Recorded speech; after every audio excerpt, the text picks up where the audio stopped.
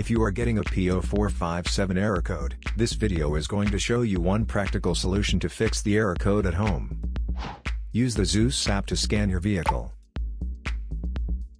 and see the error code P0457. It means the Evaporative Emissions System is now detected with a severe leak.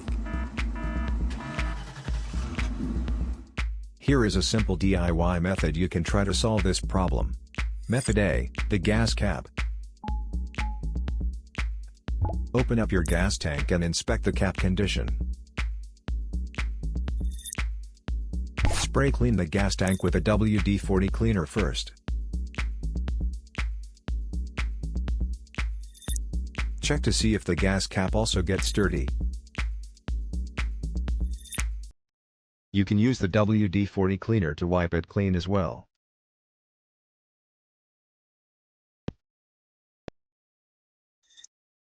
Otherwise, you may replace it with a correct model gas cap.